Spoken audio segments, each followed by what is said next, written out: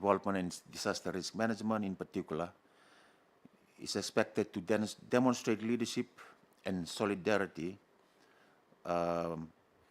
based on the objectives of the facility, as well as it will help us to position us in terms of scale up some of the investment that are already in place without DRR.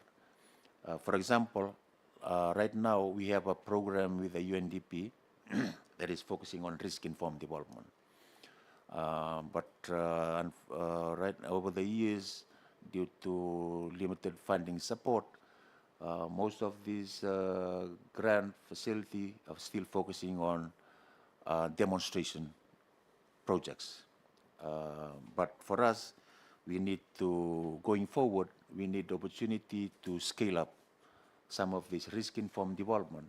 And for us, accessing some of this grant facility will help us to scale up some of these risk-informed development that are still on demonstration stage through the other development partners' assistance. To conclude, some of the key messages and the next steps for these facilities. In summary, the PRF is expected to help us in terms of implementing some of the strategic priority areas that are already identified in the SDP. Because we've noted that we have a lot of areas that we need to target in our strategic development plan that require coordination with the line ministries, that will require funding within our annual budget submission. But sometimes, due to the limited envelope that's provided to us annually, we tend to delay or slow down some of the implementation that are required in our SDP. So that's why for us, accessing some of this grant facility will help us to complement some of the funding opportunities that are available annually through our government annual budget process. And also we expect some of the opportunities from this grant facility to complement and scale up some of the existing disaster resilient projects that are already in progress in the ministry. So that's basically the presentation from the ministry this morning. And I have my managerial location with me that can provide some clarification in terms of some of the technical questions that may be coming from the panel. Thank you very much. Thank you for the presentation. And now I open the floor for questions from the honorable members. Please, reminder to the submittees to keep your answers as short and precise. We only have 10 minutes to do so. Thank you, Chair, through you. Thank you, Acting PS, for your comprehensive presentation. What you are saying is once Fiji ratifies PRF, then this will come into effect. So what I gather from your presentation now is that there are a lot of financing gaps within the existing mechanisms. Is it so? Thank you very much, Honorable Member. Through Honorable Chair, let's to be honest, we really have that challenges in the ministry. Not only for us, it's also with our key stakeholders that are heavily involved in the rural development space. We have a list of, we have a master list in our ministry. Yesterday we have a discussion with that list, and given the limited fund that's available within the ministry, we need to just prioritize which one that we can select to be funded. But you rightly mentioned that we do have a lot of demand in the ministry through our existing program. Given the, and then we're looking for opportunities like this to help funding some of those unfunded projects that have been pending throughout the years, looking for funding opportunities to help us to fast track some of the rural development priorities in the rural areas. Yeah. Thank you, Chair. Through just follow up on that, there are a multiple regional and international organizations that are also providing this climate fund. So these organizations there will be some coordinated effort, or will these organizations can directly go to what I'm simply saying, PRF. What I'm simply saying is there should not be duplication. Sorry. Yeah, thank you very much. That's a very good question. That is also part of the consultation with regards to the review of the integrated rural framework. That was approved by Cabinet. It's gone through the review process. And now the result of that review now transit into the formulation of the national rural development policy. So one of the challenges that we face right now in trying to reduce the silo approach that exists across the line ministries. So that's why we have particularly our ministry will be trying our best to coordinate the development in the rural areas throughout the divisional commissioners to ensure that we reduce the number of duplication from communities accessing the donor funds. So that's the platform that we are currently implement right now. Our divisional commissioners, they usually have their HODs meeting in the division, where all the heads from the line ministries, they need to update on the development opportunities that are coming through their ministries. So in that way, they need to understand the key priorities from line ministries, the funding, and also the development partners that are assisting them in their various programs. So in that way, they can identify if there is a sort of duplication exist in some of the, and then we need to discuss how best we can address it.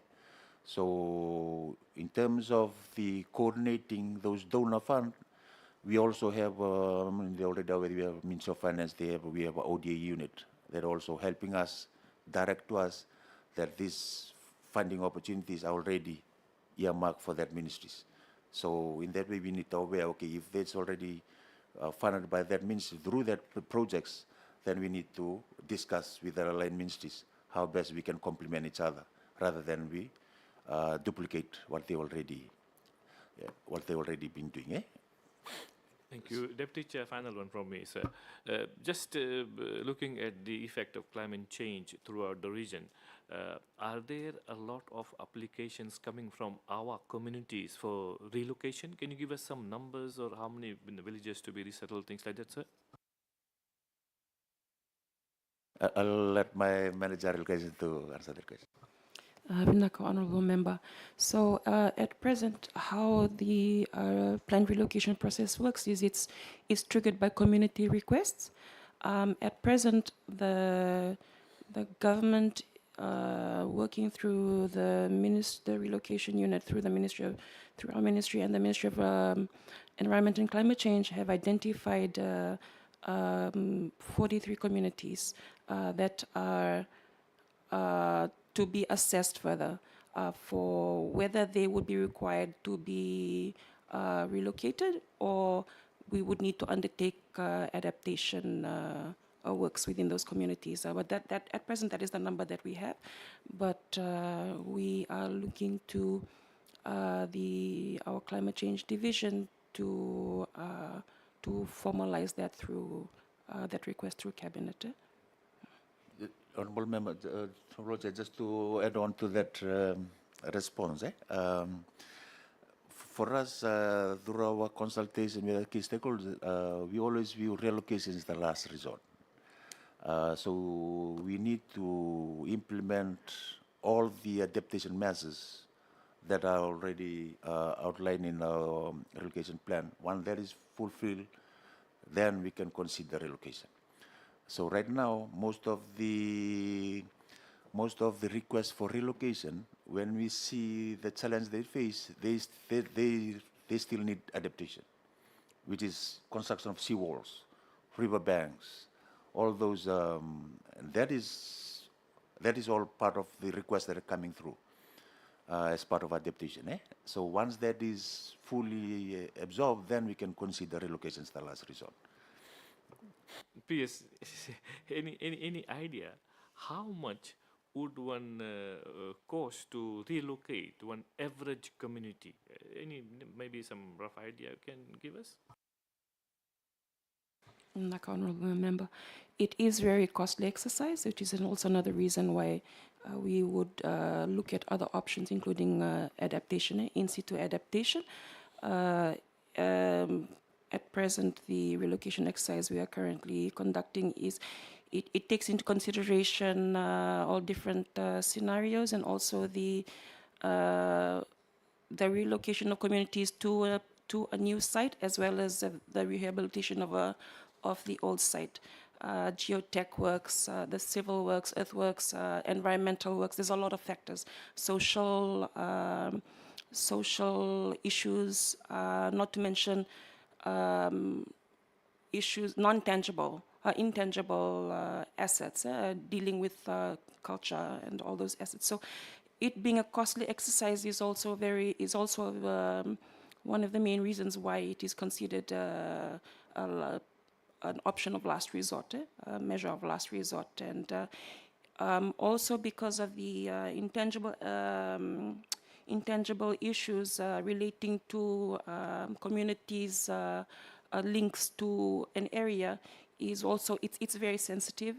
It's one of the reasons why we try first to ensure that the community is if there are no other options for them to stay in an area, then we look to relocation. But if they are able to adapt, if we're able to put in place some adaptation measures for them to remain, then that is the option that we go with first. Okay. Thank you, Honorable Chair. Similar with the question but about the relocations. The one village in Wainimbuka is Welotua. It's always facing flooding every time. But they need the relocations. How you monitor that relocation in that village in Welotua in Wainimbuka? Naka, honorable member, like we have a task force for relocation, the National Task Force for the Fiji Task Force for Relocation and Displacement, and we once the request comes in through the community, that it's triggered by community request to the task force, we then go through certain screening processes, including a comprehensive risk and vulnerability assessment methodology. It outlines the technical or scientific and social information for various sites to help the task force determine whether or not a community is to be relocated. So at present, that technical tool is in the process of being finalized. Then we are able to put it to the test for the communities that have been identified. How many approved communities you have currently that are approved for relocation? Nakasa, at present, we have an SOP for planned relocation that was passed by Cabinet in 2023. Prior to that, there was no specific method or tool to assist the government in undertaking relocation projects. There were 6 communities that were relocated prior to the establishment of an SOP. At present, we are piloting the SOP with 1 community in Vanolevu, being Nambavatu. Thank you, Chair. This 43, this is all the records all over Fiji, or these 43 communities? Yes, sir. Chair, one question from me. We thank the NDMO for assisting during the COVID-19 pandemic and the putting together all the key stakeholders and the way forward from there. It is good that you are working on improving your SOPs and strategic priority areas. One of your presentation, you mentioned about the diplomatic immunity clause as we ascend to this PRF. Can you explain a little bit more on that?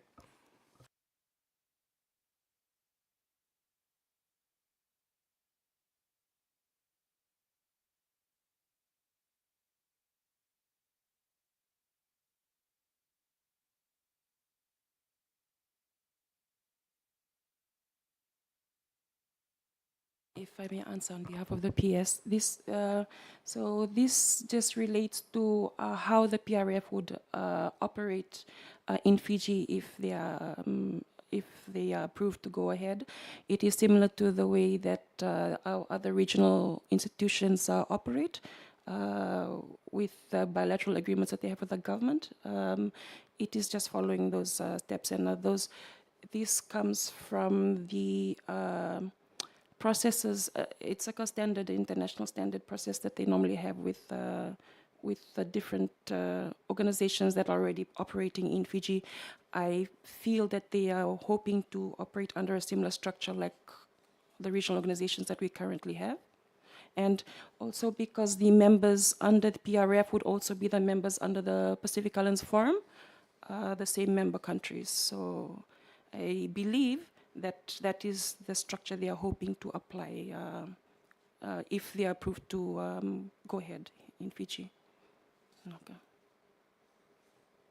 Just another question from my side. With your task force, the effectiveness of the work that your task force are doing, do we have the capacity to deliver all the disaster management issues that we have in place? Or you need, one is, the PS has mentioned we need more funding, and PRF is one way of getting more funds. What about our other resources, like the technical expertise and things like that? My apologies. Are you referring to the relocation task force or the divisional task force for the ministry? Not divisional task force. Oh, okay. Yeah, the divisional task force that we referring to, it's on basically focus on coordination. Yeah, to coordinate, to ensure that we understand who's doing what where in the rural areas. And from there, then they can identify if there is a capacity to focus on some of the technical areas, and that is where they will need support in terms of technical assistance. So that basically the task force that we're referring to when regards to the divisional plans. Yeah. PS, just on database and knowledge sharing management, how would you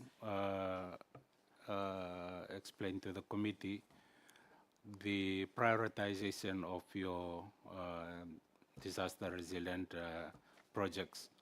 Is it based purely on priority area, and how do people get to know about the plans that you have in place? Do you have a website or any platform where people can view, and whether the work that you work towards is mainly, as you mentioned, through priority areas or driven by professionalism or anything as such? Naka, I go remember that's a very good question, because right now we are on the data collecting stage. One thing right now, our NDRMO team, they already have this vulnerability data already available. So we need to integrate that into the holistic National Rural Development Database. Together, we need to overlay that with other indicators from the Bureau of Statistics. We have the poverty indicators, we have the population distribution, and we want to ensure whether our population or household are exposed to some of these risk assessment that are already available, and that will help us to prioritize in terms of selecting the best project that we need to provide to the communities. Usually, the previous practice is based on the first application that we receive, first come, first serve basis. But there's no evidence to back up to say us, okay, even though we receive application, there are other communities that deserve more. We need agency in terms of assistance. That will help us. So that database will help us to balance our priority, rather than we just receive on the first come, first service in terms of the requests that are coming through. So that basically what we are trying to achieve in terms of our national rural database. Yeah. Thank you, members, for the question. In times of a unprecedented calamity, let's just say Cyclone Winston, and this is for because we are live and thousands of viewers are watching.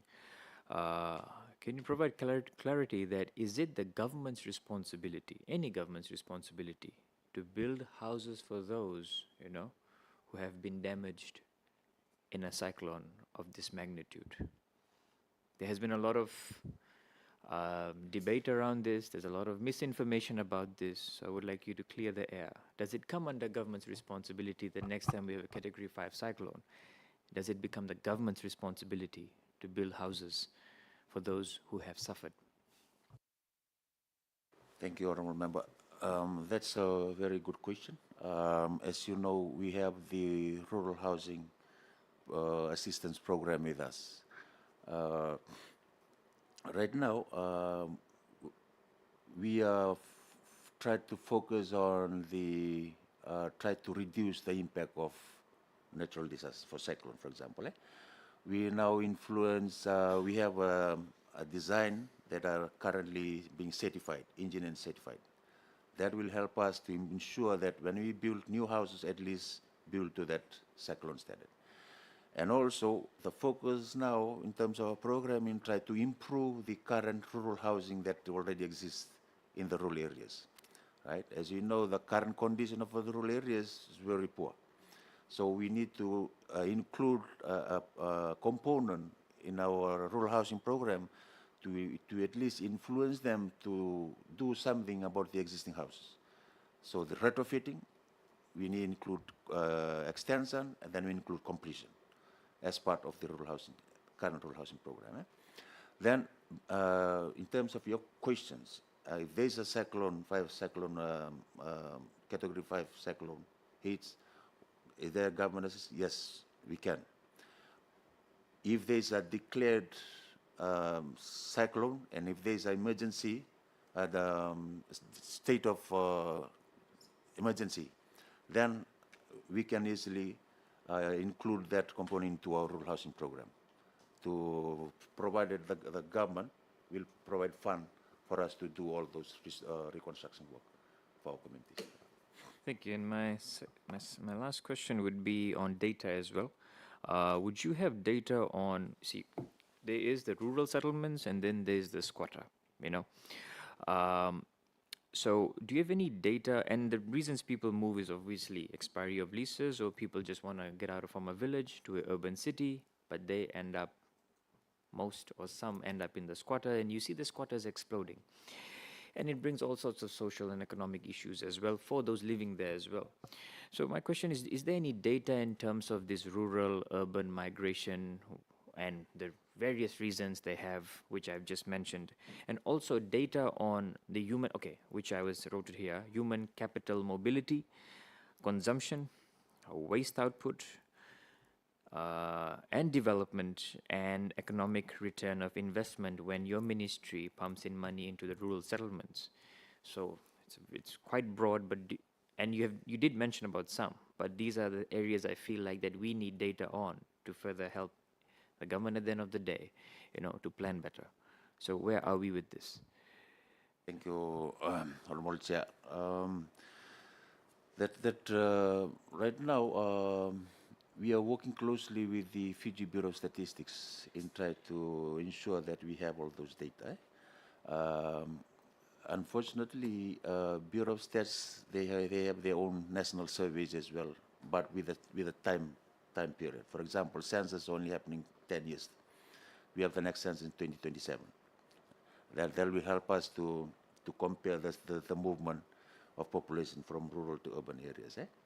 So in terms of the movement of people within the census period, I think the Bureau has been working closely with our core line ministries in terms of conducting a special purpose survey just for this informal settlement and squatters. I think, as I can remember, Ministry of Housing have conducted their own survey in that space. But the the ability to capture all the data that are required from other line ministries, there is a challenge that we are currently doing at the moment, and we are working closely with the agency responsible, which is the Bureau of Stats, to ensure how best they can always contribute to the questionnaire, the survey questionnaire that these line ministries are doing, so that they can ensure that we capture all the other information that will be relevant and used by other line ministries that are not part of the survey. Yeah? So that's the one way that we are. But for a ministry to capture all those information, that's for us. It's basically the Bureau of Stats that will be the best responsible agency to do that for us. Thank you, and I see no further questions from my members, and I agree with you. Fiji can only plan better if we are data-driven and proper, and if we strengthen our coordination across all the ministries, because we all play that role, have performance indicators and measures, and of course the return on investment that every ministry that you're doing into the maritime and rural areas is so important. Not forgetting capacity building as well. So now I'd wish to sincerely thank the representatives from the Ministry of Rural and Maritime Development and Disaster Management for availing themselves for this submission meeting. We appreciate your time and cooperation, and we look forward to your continued engagement should the committee require any further information. And on that note, members and submittees and secretariats, I declare this meeting closed. Vinaka.